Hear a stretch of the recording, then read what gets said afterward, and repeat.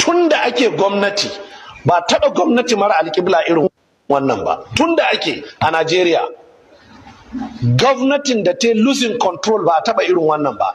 The same Ribado as the former chairman na EFCC ya zo ya zama a party to this government. Me za ka ce game da su Ribado? Sannan the same su Ribado suna daga cikin waɗanda aka yi amfani da su aka rikita muku zaɓe 2011. To me za ka ce game da waɗannan? Sau da haka matasa hope ɗinmu a kanku ne. Hope ɗin kuma shine na farko ku tashi ku yi karatu, kuma ku yi karatu kanku ya waye, kuma ku yi shirin tsayuwa da kafafuwanku, ku yi shirin aikin gwagwarmaya. Gwagwarmayar da Sardauna suka yi na kwato ƙasar daga hannun azzaluman turawa bata gaza aikin da muke fatan ku yi ku kwato ƙasan daga azzaluman baƙaƙen fata waɗanda zaluncinsu ya fi zaluncin turawa. Don na rantse da Allah, da halin da Najeriya ta samu kanta gwamma a ce har yanzu ba a samu independence ba, da ci gaban ƙasar da wayewar kai da 'yan ƙasar da iliminsu da sakewarsu suna ƙarƙashin colonialism. EFCC ita kanta is a corrupt commission. EFCC ita kanta kar ku dogara da ita. Ina Ribadon yake? globalforum.com, ka je ka buga www.globalforum.com. yau shekara 8 Ribado ya ce daga 1960 zuwa shekara ta 2005 waɗanda suka yi shugabanci a Najeriya sun saci dala biliyan 500. Dala biliyan, ba miliyan ba. Sannan dala ba naira ba, dala ba kuma irin dala taka ta 2 da sisi ba, dala Amerika biliyan 500. Report ɗin Ribado kenan, globalforum.com 2005. Ribado shi ya saki wannan report ɗin.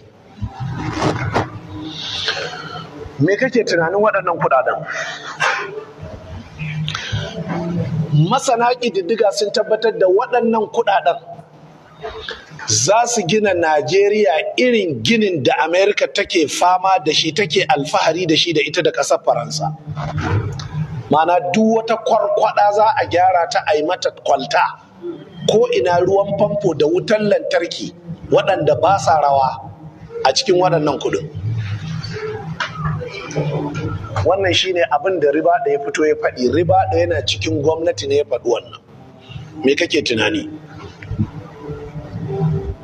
The same Ribado yau ya koma ya zama yaron wannan gwamnati. Tun da ake gwamnati ba taɓa gwamnati mara alƙibla irin wannan ba. Tun da ake a Najeriya gwamnatin da ta losing control ba taɓa irin wannan ba. The same Ribado as the former chairman na EFCC ya zo ya zama a party to this government. Me za ka ce game da su Ribado? Sannan the same su Ribado suna daga cikin waɗanda aka yi amfani da su aka rikita muku zaɓe 2011. To me za ka ce game da waɗannan? Sau da haka matasa hope ɗinmu a kanku ne. Hope ɗin kuma shine na farko ku tashi ku yi karatu, kuma ku yi karatu kanku ya waye, kuma ku yi shirin tsayuwa da kafafuwanku, ku yi shirin aikin gwagwarmaya. Gwagwarmayar da Sardauna suka yi na kwato ƙasar daga hannun azzaluman turawa bata gaza aikin da muke fatan ku yi ku kwato ƙasan daga azzaluman baƙaƙen fata waɗanda zaluncinsu ya fi zaluncin turawa. Don na rantse da Allah, da halin da Najeriya ta samu kanta gwamma a ce har yanzu ba a samu independence ba, da ci gaban ƙasar da wayewar kai da 'yan ƙasar da iliminsu da sakewarsu suna ƙarƙashin colonialism da nepotism na ainihin ƙasar Britain. Wallahi da 'yan ƙasar sun fi ci gaba fiye da halin da suka samu kansu. Mene masa daban nan ba shakuri? Kai ka taɓa jin mutum ya faɗi gaskiya ya canye? Abin duk da na faɗa ina tsaye akan bakata. Dan Allah dan Annabi Nuhu Ribado ya kai ni kotun koli ta Najeriya. Ba dai kotun ta dubu bace, dan Allah dan Annabi ya kai ni. ina tsaye akan bakata. Abin da na faɗa shine Nuhu Ribadu da bakinsa har yanzu kuma magana nan tana nan a YouTube. Kowa ya duba ya gani, kowa ya Google ya gani. Nuhu Ribadu da bakinsa ya fito ya ce Asuwaji Bola Tinubu lokacin da shi Nuhu Ribadu yana chairman na EFCC. Ya ce Asuwaji Bola Tinubu yana daga cikin manya-manyan masu cin rashawa da hanci wato wanda za a nuna wa duniya a faɗa sarki. Ya ce kuma a gwamnoni na Najeriya Tinubu shine number 1 akan cin rashawa da cin hanci. Magana tana nan har yanzu a YouTube. Saboda haka ba zan janye ba. Abin da ya faɗa nake maimaitawa.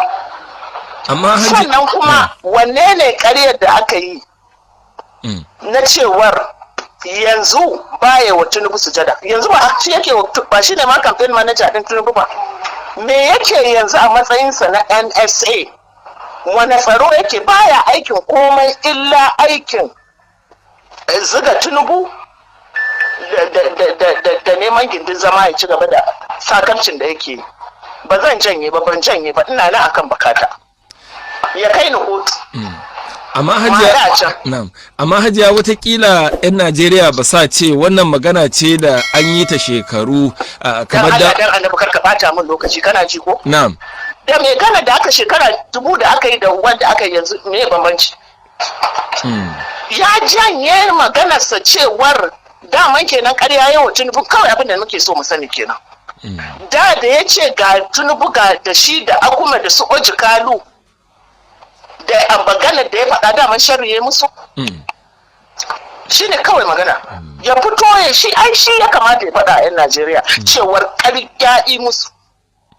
To in ya ce ƙarya ya musu to yanzu kenan yanzu ma ƙarya yake. Abin da na ce ina tsaye akan magana ta. Dan ya faɗa da kuma sai ya soke magana da ya faɗa da. Me ya canza? Mai baiwa shugaban ƙasa shawara akan sha'anin tsaron Malam Nuhu Ribadu ya nemi da shugabar ƙungiyar Northern Star Hajiya Naja'atu Dr. Bala Muhammad da ta bashi haƙuri ko kuma dai gabanin haka su gurfana a kotu. Wannan dai yana zuwa ne biyo bayan wani faifan bidiyo da ita Naja'atu Muhammad ta wallafa a inda take kalaman cewa ta jiyo ne ita ma tun shekarar 2006 daga bakin shi Nuhu Ribadu a lokacin yana shugaban hukumar EFCC ta ƙasa. A wani lokaci da yake bayyana cewar cikin mutanen da a wancan lokaci suka shahara wajen cin hanci da rashawa har da gwamnan jihar Legas a wancan lokaci Bola Ahmed Tinubu, wato dai shugaban ƙasa a halin yanzu. A cikin wata takarda da wani lauya Dr. Ahmad Raji ya raba wa manema labarai ya bayyana cewa Nuhu Ribadu ya ɗauki wannan mataki ne domin dai kare kima da irin darajarsa. To sai dai a wata zantawa da ita Hajiya Naja'atu Dr. Bala Muhammad ta bayyana cewa ai shi Nuhu Ribadu shine mutumin da ya fi cancanta ya nemi yafiyar 'yan Najeriya. Domin kuwa dukkan kalaman da yi suna nan a ajiye babu abin da me a tsakaninsu su suka san me ya faru tsakaninsu suke wannan tankiya. To abin da yake cewa a nan shine ai wannan magana ta daɗe da faɗuwa. Ba ni kaɗai na sani ba, ba ita kaɗai ta sani ba, ba mu kaɗai muka sani ba, mutane da yawa su sani tunda an yi shi ne a bayyane.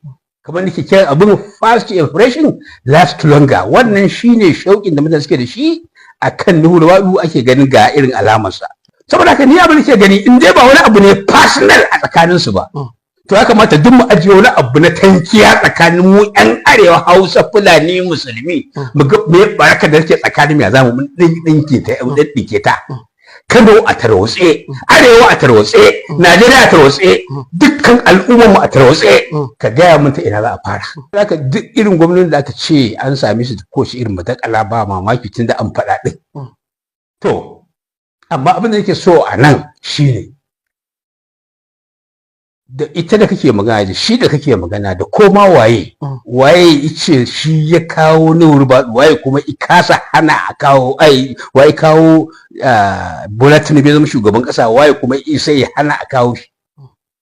Ai kaga inda mutum daya shi yake kawo shugaban kasa to shi za a kanan waye ya kawo shi. Inda mutum daya zai iya hanawa a kawo wani shugaban kasa shi a tantance waye wani zai iya hanawa. Ai mutane da yawa ba su zaɓi Bola Tinubu ba. waɗansu mutane tsari suka zaɓe shi a cikin miliyan 120 wanda suka zaɓi Bola Tinubu ba suka miliyan 10 ba kuma mafi yawansu daga arewa to arewa ta faka kenan gashi yan arewa ne guda biyu ga halin suke ciki kuma su a cikin yan arewa ne ko da ba su kai tsaye ba yan arewa ne dai suka zaɓo shi mafi yawa akalla to abin da yake cewa a nan shine ai wannan magana ta daɗe da faɗuwa ba ni kaɗai na sani ba ba ita kaɗai ta sani ba ba mu kaɗai muka sani ba mutane da yawa su sani tun da an yi shi ne a bayyane kamar nake kiran abin fast impression last longer wannan shine shauƙin da mutane suke da shi akan Nuhu Ribadu ake ganin ga irin alamarsa to idan wani abu ya zo daga ba irin wannan wani ke ganin in abu ya shafi personality ko ta alaƙa ce ta haɗa su wacce ba su jaɗi ba to mu abin da muke tunani shine national issues or national issues of national importance wato matsalar ta shafi al'umma wacce ke ciki ka yanzu muka rasa idan za mu fita daga ciki muke fatan Allah ya kawo mana mafita to ya kasance idan mutum aka ce komai in nasa gashi zama shugaban kasa to musan hukuncin da ake yi ga waɗanda ba sa son sa ba misali ita kanta na tabbatar magana nan ba wai a yanzu ta sani ba ta sani tuntuni har zuwa lokacin da aka zaɓi Bola Tinubu aka ce ya zama shugaban ƙasa kuma Ingila ce da kamar ta faɗa zuwa wata ƙasa Ingila ne ko Faransa in ka yi tunawa ta je amma ta san da wani magana ta je gurinsa ta je da buƙatar ta wataƙila da buƙatar ta biya ta zama ita ma an ba ta wani muƙami makwatanci irin da Nuhu Ribadu ba mu san me zai biyo baya ba to amma haka ba ta faru ba to saboda haka kuma babban abin tunawa a kai shine Nuhu Ribadu fa is a professional wato international police dan sanda ne na duniya da ake cewa Mapol Interpol international police to kaga ni a gefe ɗaya sai kallon ko ta makaranta kuma shiga a yanzu abin da zan fi so a ce Nuhu Ribadu shi kuma ga barnar da yi ko shi Bola Tinubu ga hancin da ya bashi ba mukamin ba ko kuma wa za a ce yanzu an bashi mukamin tun da ina ganin Bola Tinubu ga gazantarsa bai karɓa ba saboda kai dai ma ka karɓa ba karɓa ba ka saka canja shi daga an zaɓe shi ba duk wani ka tozarta shi a nan duniya bai kai turawan yammacin duniya ba Amerika da Ingila da Faransa amma da 'yan Najeriya suka yi ce sun gani ka ɗauke shi zama shugaban ƙasa su kuma sun rungume shi a haka ba su ce dan me wannan ba saboda ka ni abin da ke fata yanzu matsalar da muke ciki wacce aka gaje ta gadon gado tun daga 1986 na ta nanatawa take ta girma har ta haifar da samun irin waɗannan rukunin mutane kamar shi Bola Ahmed Tinubu zama shugaban ƙasar ta iya za a shawo kansu a irin yanayin da muka tsinci kanmu yanzu